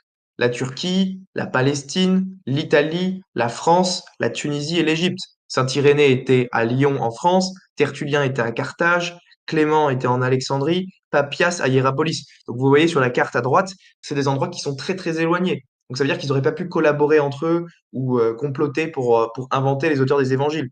Les distances à l'époque, pour pouvoir y accéder, bah, c'était galère. Donc avoir un complot à distance comme ça, alors qu'ils sont à 4 coins très éloignés, ça semble très peu probable. Donc on peut dire que lorsque des témoins anciens provenant de régions géographiquement très éloignées coïncident dans leur témoignage, nous avons là un témoignage qui vaut de l'or. Et d'ailleurs, Brand Petrie confirme et il nous dit, les preuves proviennent de tout l'Empire romain, l'Asie mineure, l'Italie, la France, l'Afrique du Nord et l'Égypte. Lorsque des témoins antiques de régions diverses géographiquement s'accordent, leur témoignage doit être pris très au sérieux. Donc voilà, les historiens vont dans ce sens aussi. Et donc si on compare ça avec les autres œuvres de l'Antiquité par rapport à l'attribution, eh bien on peut dire que pour les évangiles, on a 6 ou 7 sources différentes en moins de 150 ans après la rédaction des évangiles qui nous disent que ce sont bien eux, que sont bien Matthieu, Marc, Luc et Jean qui sont les auteurs. Donc 6 sources différentes qui corroborent ce fait. Or, et d'ailleurs, parmi ces 6 sources, celle de Papias date d'environ 50 ans après les faits, parce que Papias écrit vers l'an 120 ou 125. Donc, en comparaison, on peut dire que pour d'autres œuvres, comme l'histoire de la guerre du Péloponnèse, eh bien, notre première source qui nous dit que l'auteur est Thucydide date d'environ 250 après après la rédaction de ce texte. Et c'est Polybée qui nous le dit. Alors que pour les évangiles, vous voyez, on a 6 sources différentes en moins de 150 ans. Pour les annales de Tacite, nous avons qu'une seule source qui nous dit que Tacite en est bien l'auteur dans les 300 ans après la rédaction, et ça, c'est Saint Jérôme. Donc voilà, par rapport aux autres ouvrages de l'Antiquité, on peut dire que 6 sources différentes en moins de 150 ans, qui sont tous d'accord unanimement sur qui sont les auteurs, c'est quand même très très fort. Et d'ailleurs, on n'a pas de contestation de ça jusqu'à l'an 400. Personne, même pas les hérétiques, n'a osé contester l'attribution des évangiles avant l'an 400. Par exemple, c'est Faustus le Manichéen qui a été le premier à contester ça, mais personne l'a contesté avant l'an 400. Aucune tradition ou témoignage n'est venu contredire cette attribution, ce qui aurait été très improbable si les évangiles avaient été écrits de manière anonyme. Et même les ennemis du christianisme, comme Cels, admettaient que les évangélistes étaient Matthieu, Marc, Luc et Jean. Donc Cels, pour ceux qui ne savent pas, c'était un ennemi véhément des chrétiens. Il a écrit un discours contre les chrétiens en l'an 178, si ma mémoire est bonne, et dedans, il fait que attaquer le christianisme, mais jamais il remet en question le fait que ce soit Matthieu, Marc, Luc et Jean, les auteurs des évangiles. Et donc c'est Origène qui nous rapporte ce que dit Cels, et Cels nous dit que les disciples de Jésus ont écrit de tels récits à son sujet. Vous voyez, Cels, c'est très très clair. Donc Cels aurait pu contester la crédibilité du christianisme en disant que les évangiles n'ont pas été écrits par les apôtres et leurs associés, mais il ne l'a pas fait. On a aussi une autre preuve externe, qui sont les manuscrits très anciens et qui confirment que tous ces évangiles ont bien été écrits par Matthieu, Marc, Luc et Jean. Donc tous les manuscrits les plus anciens confirment que les auteurs sont bien Matthieu, Marc, Luc et Jean. Il n'existe aucune copie anonyme des évangiles. Ça, j'insiste là-dessus. Dans les manuscrits anciens, vous n'avez aucune copie anonyme des évangiles. Et Brand Pittrie, le spécialiste du Nouveau Testament qu'on a cité juste avant, nous dit que le gros problème avec la théorie des évangiles anonymes est le suivant. Aucune copie anonyme de Matthieu, Marc, Luc ou Jean n'a jamais été trouvée. Pour autant que nous sachions, elles n'ont jamais existé. Au contraire, comme l'a démontré le spécialiste du Nouveau Testament Simon Gatterkoll, les manuscrits anciens sont unanimes pour attribuer ces livres aux apôtres et à leurs compagnons. Non seulement les plus anciens et les meilleurs manuscrits, mais tous les manuscrits anciens, sans exception, dans toutes les langues, attribuent les 4 évangiles à Matthieu, Marc, Luc et Jean. Donc là, je vous en ai mis à droite une photo avec les titres des évangiles, évangile selon saint Matthieu. Donc vous avez tout qui est répertorié en fonction des dates et des manuscrits grecs les plus anciens. Donc là, je les ai répertoriés un petit peu sur cette slide. Pour les manuscrits grecs de l'évangile de Matthieu, nous avons voilà, des Papyrus 4, Papyrus 62, le Codex Sinaiticus, Codex Vaticanus, Codex Alexandrinus, etc. Je vous les lis pas tous, il y en a énormément. Mais à chaque fois, vous avez le titre Évangile selon Matthieu, Évangile selon Matthieu, Évangile selon Matthieu, selon Matthieu, selon Matthieu, selon Matthieu. Vous n'avez pas de copie anonyme ou de divergence au niveau de l'attribution. Pareil pour les manuscrits latins. Évangile selon Matthieu, selon Matthieu, selon Matthieu, selon Matthieu, etc. Donc ça, vous avez parlé pour les manuscrits grecs, c'est le cas. Pour les manuscrits latins, c'est le cas. Pour les manuscrits syriaques et les manuscrits coptes, c'est le cas aussi. Tous les manuscrits sont unanimes pour attribuer ça à Matthieu. Et vous avez la même chose pour Marc, pour l'évangile de Marc. Vous avez les manuscrits grecs qui sont unanimes, Codex Sinaiticus, Vaticanus, etc. Évangile selon saint Marc, Évangile selon saint Marc, selon saint Marc. Pareil pour les manuscrits latins. Pareil pour les manuscrits syriaques et pour les manuscrits coptes, Évangile selon saint Marc, etc. Vous avez aussi la même chose pour l'évangile de Luc. Donc, si vous prenez tous les manuscrits de Luc, Évangile selon saint Luc, selon saint Luc, selon saint Luc. Pour les latins, pareil, selon saint Luc, selon Luc. Pour les syriaques aussi, pour les coptes aussi. Et en ce qui concerne l'évangile de Jean, le dernier évangile, eh bien, pareil, tous les manuscrits grecs sont unanimes, selon Jean, évangile selon Jean, etc. Je vous laisse mettre pause si certains veulent regarder tous les noms des manuscrits. Vous avez pour les latins et pour les syriaques et les coptes, pareil, évangile selon Jean, selon Jean. Donc, combien de manuscrits anonymes ou portant un autre nom? Eh bien, pour l'évangile de Matthieu, 0. Pour l'évangile de Marc, 0. Pour l'évangile de Luc, 0. Et pour l'évangile de Jean, 0. Donc, c'est assez fort. Et donc, Brand Pittrie nous dit, pensez-y une minute. Selon la théorie des évangiles anonymes, l'évangile de Matthieu était à l'origine l'évangile selon personne. Ce livre anonyme aurait été copié à la main, recopié et a circulé dans tout l'Empire romain pendant des décennies. De même, l'évangile de Marc, qui était aussi à l'origine l'évangile selon personne, aurait été copié et recopié puis aurait circulé pendant des décennies, et ainsi de suite pour le troisième évangile anonyme, puis le quatrième évangile anonyme. Puis, au début du deuxième siècle de notre ère, les mêmes titres auraient été tous ajoutés à ces 4 livres anonymes très différents, non pas à un, deux ou trois, mais à tous, alors que les 4 évangiles avaient déjà été diffusés dans tout l'Empire romain, en Galilée, à Jérusalem, en Syrie, en Afrique, en Égypte, à Rome, en France. Ce scénario est tout à fait incroyable. Donc là, Brand Petrie, il ridiculise un petit peu la thèse de ceux qui soutiennent l'anonymité. En gros, ça veut dire que, comme par hasard, dès le début du deuxième siècle, tout le monde se met d'accord dans tous les coins du monde pour attribuer tous les évangiles à Matthieu, Marc, Luc et Jean, sans aucune divergence. Quand même un peu bizarre. Et après, il nous dit, même si un seul évangile anonyme aurait pu être écrit et diffusé, puis miraculeusement attribué à la même personne par des chrétiens vivant à Rome, en Afrique, en Italie et en Syrie, suis-je vraiment censé croire que la même chose s'est produite, non pas une fois, ni deux fois, mais avec 4 livres différents, encore et encore dans le monde entier? Comment ces scribes inconnus, qui ont ajouté les titres des évangiles, ont-ils su à qui attribuer ces livres? Comment ont-ils communiqué entre eux pour que les titres des exemplaires se retrouvent tous avec les mêmes titres? Donc tout ça, ça n'a aucun sens. Et c'est pour ça que l'historien Martin Hengels affirme que si les évangiles avaient d'abord circulé anonymement, il en aurait nécessairement résulté dans une diversité de titres d'attribution, comme l'illustrent de nombreux exemples de l'Antiquité. Il n'y a aucune trace d'un tel anonymat. Et donc, par exemple, vous pouvez prendre la comparaison frappante avec l'Épître aux Hébreux.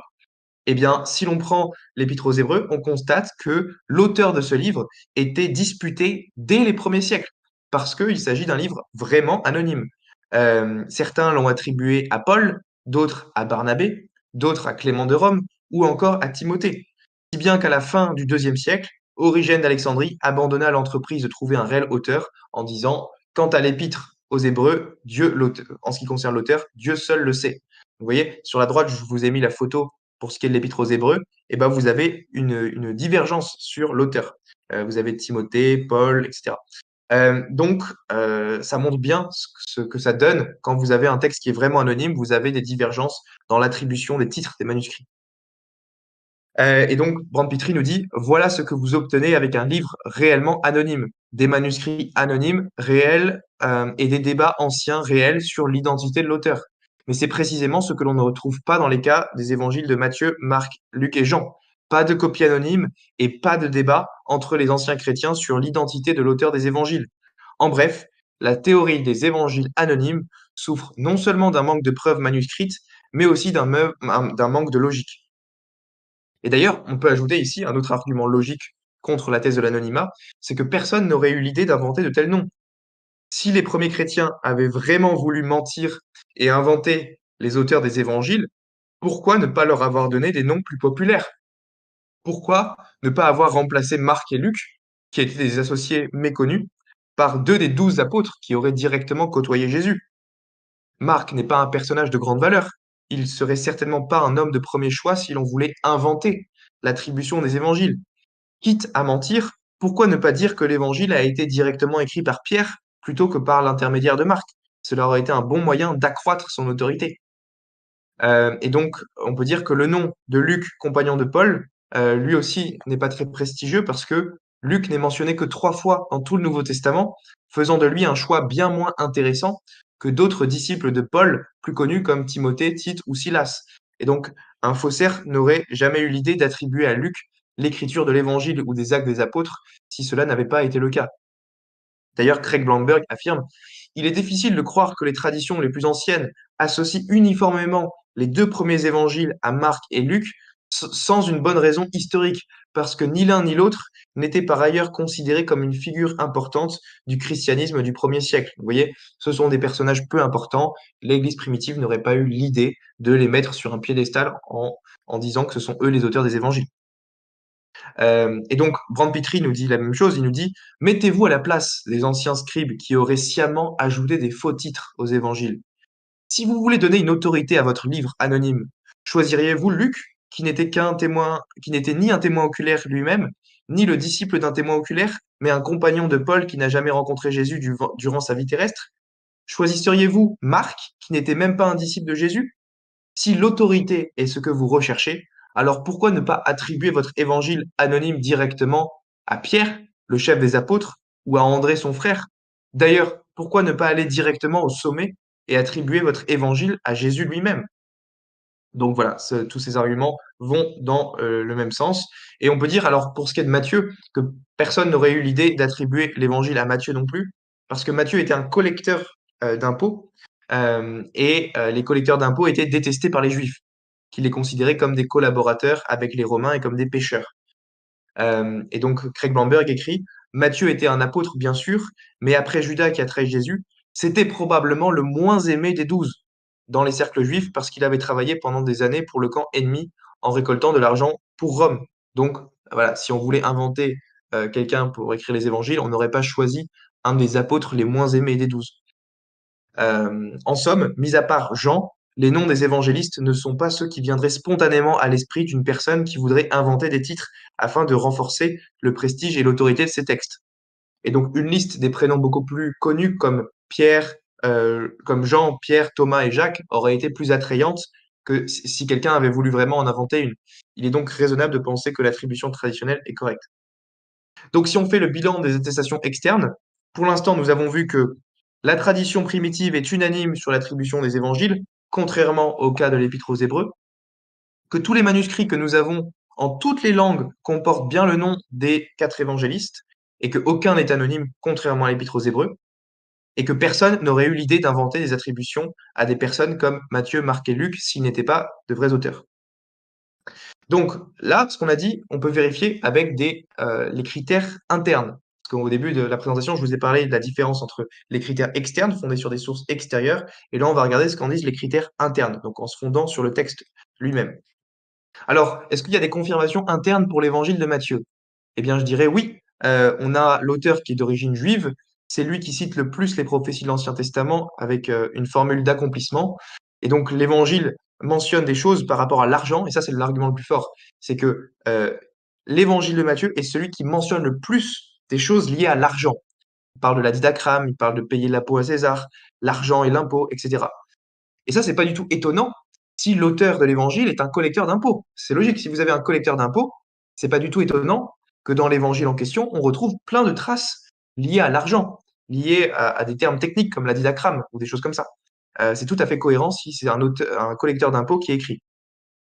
Et donc Matthieu est le seul évangéliste qui rapporte aussi pour combien de pièces d'argent Judas a trahi Jésus. C'est le seul à mentionner que c'est 30 pièces d'argent pour lesquelles Judas a accepté de trahir Jésus. Les autres évangélistes ne le mentionnent pas. Et donc cet attachement au détail lié à l'argent, ça colle tout à fait bien si l'auteur est un collecteur d'impôts.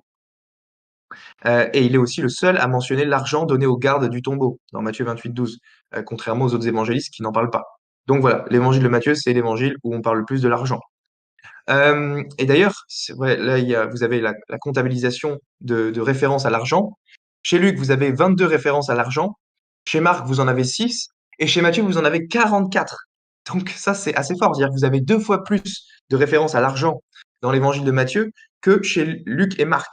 Et ça, encore une fois, ça colle tout à fait bien si l'auteur est un collecteur d'impôts. Comme le dit l'historien Edgar Goodspeed, si l'on exige une signature de Matthieu, le collecteur d'impôts, cela y ressemble beaucoup.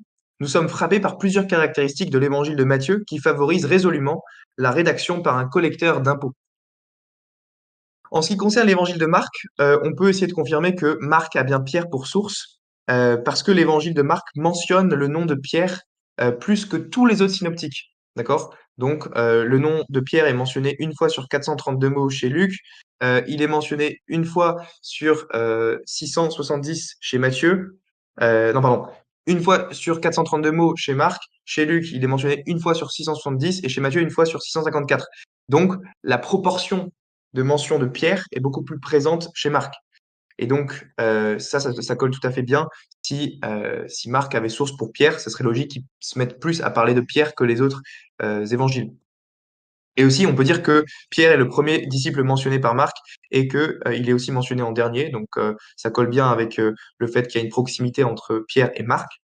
Euh, et 21 fois dans l'évangile de Marc, il y a un passage du pluriel au singulier montrant que Marc rapporte un témoignage d'une personne à proximité de Jésus. Et ça n'est possible que s'il a vraiment côtoyé un apôtre, à savoir Pierre en l'occurrence.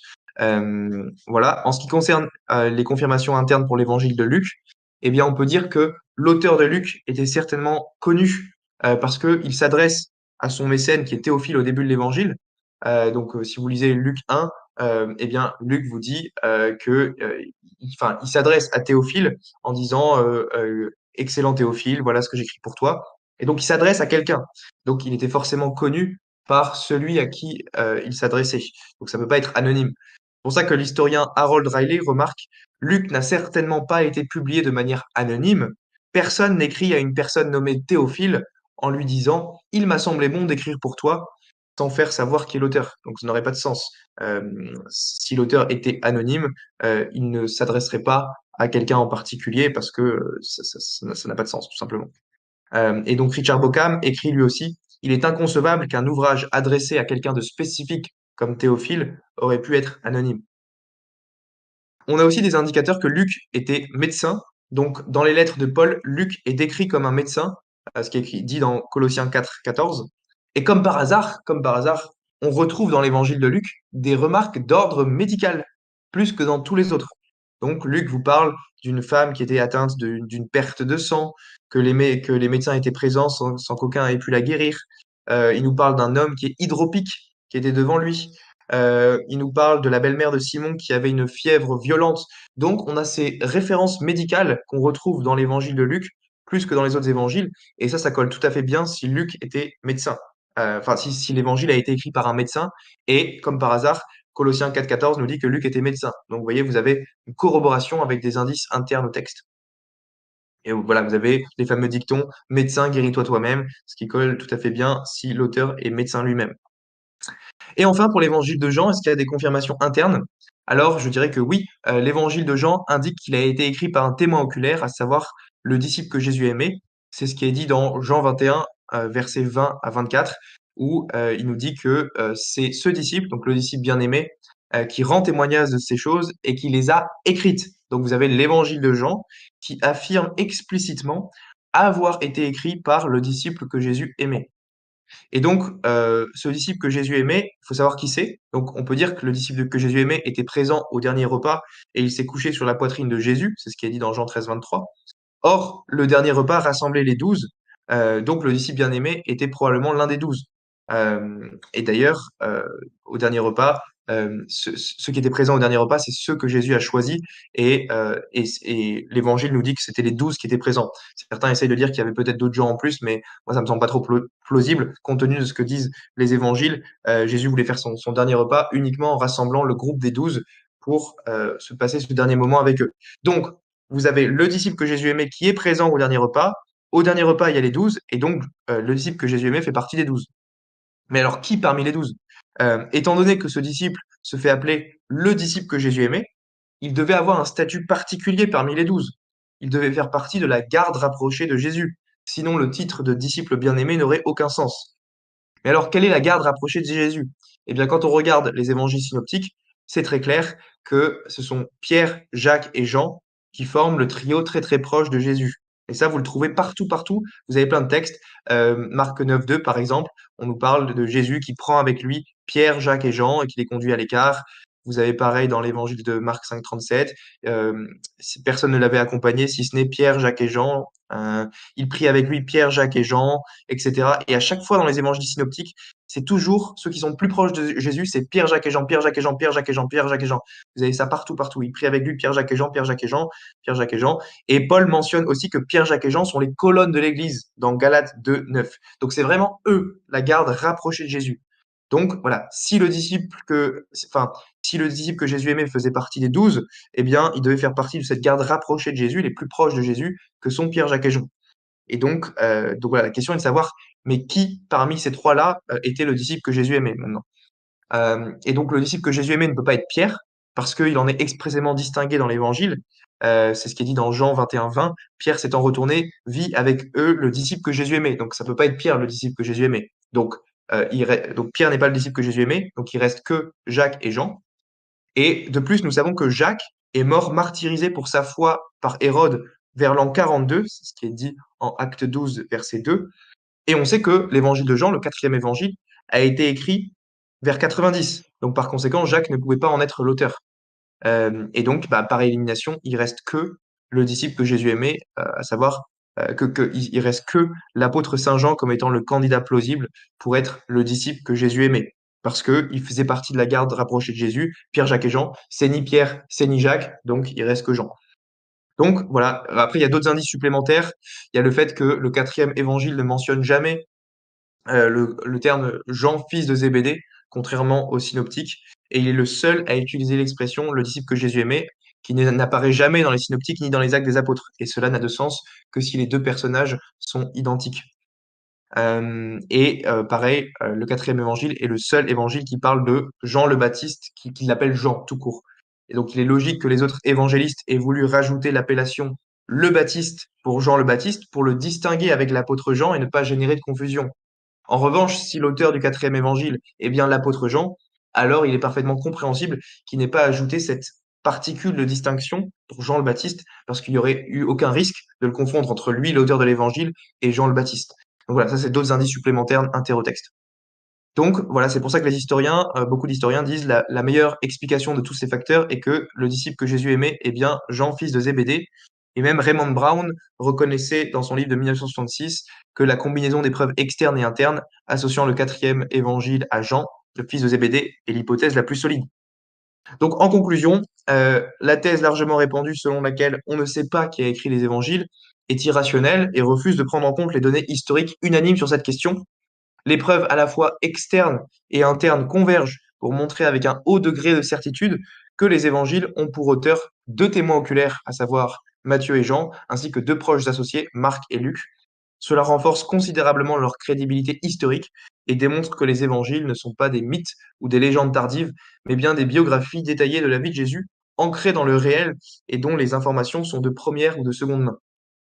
Voilà, merci de votre écoute et j'espère que c'était clair. Si vous avez des questions, n'hésitez pas à m'en poser. C'était très clair, c'était magistral. Merci beaucoup, Mathieu Lavagna, pour ce travail. Je pense que les auditeurs aussi ont apprécié. Alors, il y aura surtout des gens qui écouteront la rediff, puisqu'il y a peu de gens qui écoutent les directs en temps normal. J'ai quelques questions que j'ai pu remonter et que j'ai moi-même. Je ne sais pas si vous aurez spécifiquement la réponse, mais en écoutant bien le développement et en ayant aussi creusé de mon côté, on a effectivement Irénée qui parle des auteurs des évangiles et il mentionne donc Matthieu qui écrit pour les Hébreux dans leur langue. Or, on n'a aucune trace d'un évangile écrit par Matthieu qui soit en araméen ou en hébreu. Donc, comment vous expliquez cette mention? Alors justement, on pense que ces textes ont existé, mais qu'ils ont été perdus parce que on a malheureusement beaucoup de textes dans l'Antiquité qui sont perdus à cause de la corruption, à cause surtout le fait que la préservation des textes de vieux papyrus, comme ça, parfois ça se dégrade vite. Et donc, les historiens pensent qu'il y a probablement eu une première version de l'évangile de Matthieu en hébreu qui a été perdue et que derrière, l'évangile a été écrit en grec et que la version grecque a été préservée, davantage préservée. Et donc, voilà, on peut dire à titre spéculatif qu'il devrait exister une version en hébreu que nous n'avons plus aujourd'hui. Ok, ouais, parce que c'est vrai qu'on voit que Jean est un évangile gréco-grec, si je peux me permettre, que ce soit dans la terminologie, dans la conception métaphysique, dans tout le vocabulaire cosmogonique, etc. Mais c'est vrai que Matthieu, on voit que c'est un texte par un juif pour des juifs Oui. qui crache des prophéties tout le long, en fait, pour convaincre une population hébreuse. Et ce serait logique, justement, qu'il y ait eu un texte original en langue hébreuse, mais effectivement, Irénée corrobore cela. C'est dommage qu'on n'ait pas le texte, peut-être qu'on l'aura un jour. Ouais. Et le deuxième point que j'avais, c'est plus sur, vous avez beaucoup parlé des évangiles de manière extrêmement solide, d'ailleurs félicitations, mais quid des épîtres, par exemple? Pour le coup, il me semble que l'origine de l'épître de Pierre est très contestée, beaucoup plus que les évangiles. Qu'est-ce que vous en pensez? Alors pour ce qui est des épîtres, en général, le consensus des historiens, des universitaires, même les libéraux, vont reconnaître que sur les 13 épîtres attribués à Paul, il y en a au moins 7 ou 8 qui sont absolument authentiques avec certitude. Donc vous avez euh, un Thessalonicien, Romains, 1 et 2 Corinthiens, vous avez Tite, non, Philémon, pardon, Philippiens aussi, je crois. Donc vous en avez 7 ou 8 qui sont reconnus comme incontestés, y compris par des libéraux comme Barterman et tout. Par contre, ce qui est plus contesté aujourd'hui par les exégètes libéraux, c'est ce qu'ils appellent les deutéropauliniennes, donc 1 et Mhm. 2 Timothée, tout ça, Tite. J'ai mentionné dans la première présentation, pourquoi il y a de bonnes raisons de penser que 1 Timothée a bien été écrit par Paul. Donc je trouve pas forcément leurs arguments décisifs là-dessus, même si c'est des arguments de moindre importance, on va dire. Et après, pour ce qui est, effectivement, pour ce qui est, bon, l'Épître aux Hébreux, c'est déjà contesté chez les pères de l'Église. Donc moi, je pense que l'Épître aux Hébreux, on sait vraiment pas qui est l'auteur.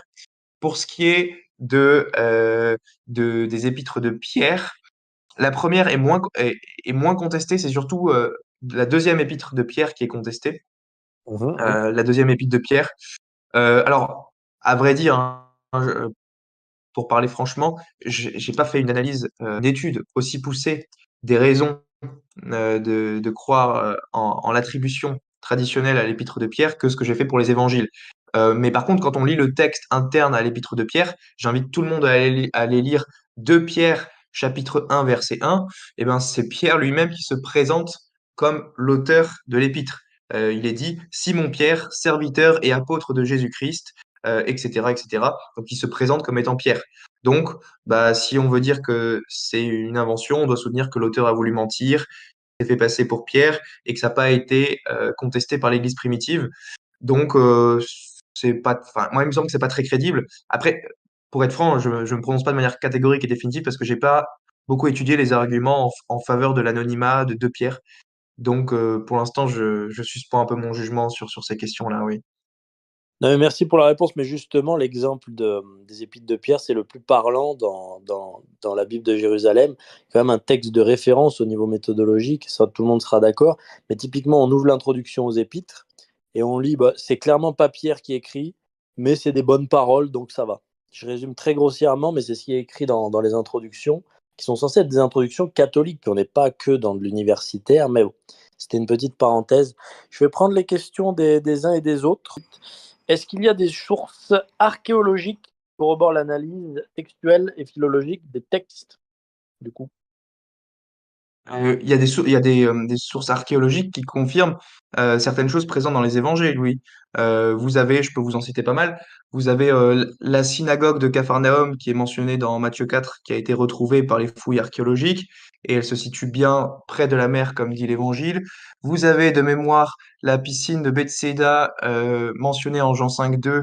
Ça, elle a été retrouvée par les fouilles archéologiques avec les 5 portiques. Donc, Jean 5,2 dit, il y a une piscine à Jérusalem de Bethsaïda, elle a 5 portiques. Et ben, tout le monde pensait que c'était un symbole, tout ça. Les exégètes historico-critiques comme Loisy disaient à la fin du 19e siècle, ça, c'est une métaphore, ça n'a pas de réalité réelle. Et comme par hasard, les fouilles archéologiques l'ont retrouvé avec les 5 portiques au 20e siècle, si je me souviens bien. Donc, c'est assez drôle de voir toutes les recherches archéologiques qui corroborent de jour en jour la fiabilité historique des évangiles. On a aussi la piscine de Siloé mentionnée en Jean 9,7 qui a été retrouvée par les fouilles archéologiques. On a une stèle qui mentionne Ponce Pilate, préfet de Judée, qui a été retrouvée en 1961 par les archéologues. On a aussi le tombeau de Jacques qui a été retrouvé. On a des ossuaires des premiers chrétiens qui ont été retrouvés aussi. Qu'est-ce qu'on a de mémoire? On a je crois des pierres où il y a marqué Hérode d'Antipas, Hérode le Grand. Tout ça, c'est dans mon livre. J'ai une section qui s'appelle L'archéologie et les évangiles, où je cite les découvertes archéologiques qui viennent confirmer des choses qui sont dans les évangiles. Voilà, on a retrouvé une inscription qui date du temps de Tibère avec le nom Lysanias, Lysanias qui est mentionné dans l'évangile de Luc, chapitre 3, verset 1. On a aussi retrouvé, tac, tac, tac, on a retrouvé un certain Érastre, trésorier de la ville, dont parle saint Paul dans Romains 16, 23. Son existence a été confirmée par inscription découverte à Corinthe en 1929. On a aussi des sources archéologiques qui viennent confirmer l'existence de personnages dans l'Évangile comme Hérode le Grand, Hérode Antipas ou encore Galion, le proconsul décrit dans Actes chapitre 18. On a aussi des recherches, voilà, comme je disais, sur Ponce Pilate. On a une fameuse stèle qui a été découverte en 1961 avec Ponce Pilate, préfet de Judée. Synagogue de Capharnaüm, j'ai déjà dit. La piscine de Siloé de Bethséda, j'ai déjà dit. On a une découverte archéologique qui date de 1990 qui confirme, qui est probablement la tombe de Caïphe. Et on a des ossuaires de Jacques qui datent de 63 qui ont été retrouvés aussi. Bon, il y en a d'autres, hein, mais ça c'est juste quelques exemples de découvertes archéologiques qui confirment les évangiles. Une réponse très complète. Je vous propose de finir avec deux questions. Oui. Une question historique et l'autre qui sera plus personnelle, enfin en tout cas au niveau de la foi. Y a-t-il des éléments intéressants et fiables en faveur de certains évangiles apocryphes? Alors, peut-être le plus fiable des évangiles apocryphes, si on devait parler comme ça serait le proto-évangile de Jacques, qui date du deuxième siècle, qui est un des plus anciens, on va dire, des plus primitifs.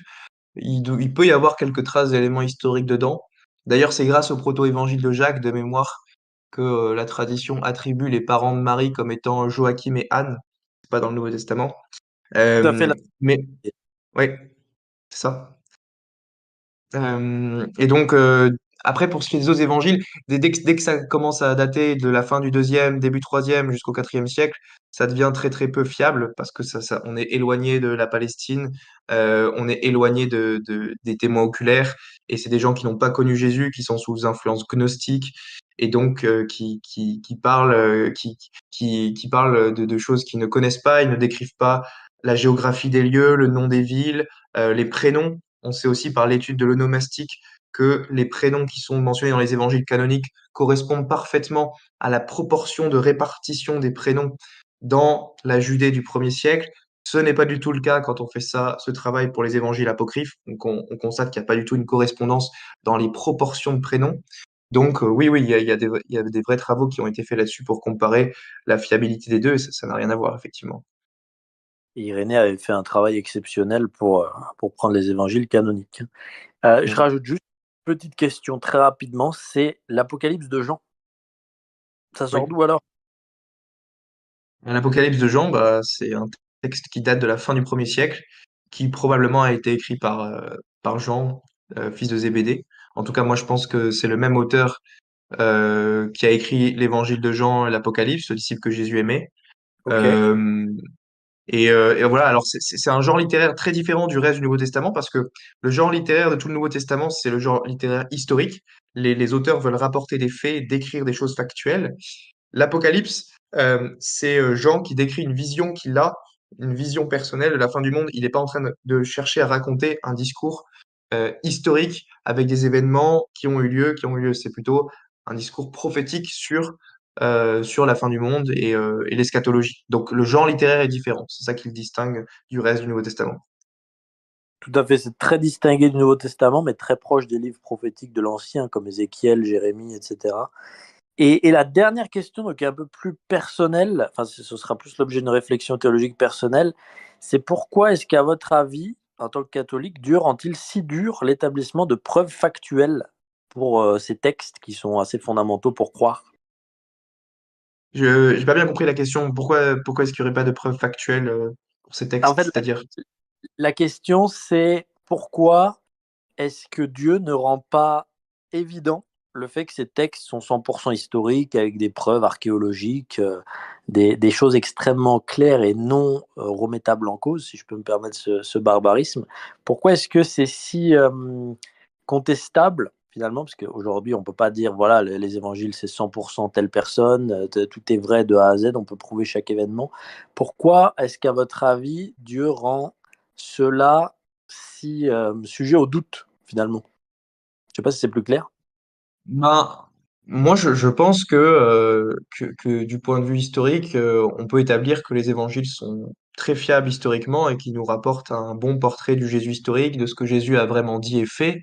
Et donc, c'est à partir de là qu'on peut analyser, de savoir est-ce que le discours de Jésus est crédible ou non, est-ce qu'il faut le croire quand il affirme être Dieu.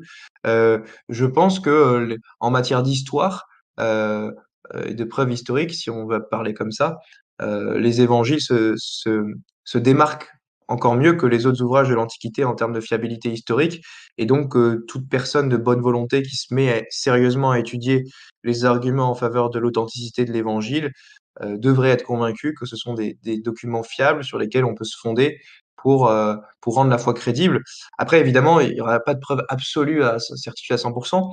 C'est ce que disait Pascal dans ses pensées. Il disait il y a assez d'éléments, assez de preuves pour ceux qui veulent voir, et assez de lumière pour ceux qui veulent voir, et assez d'obscurité pour ceux qui sont dans des dispositions contraires.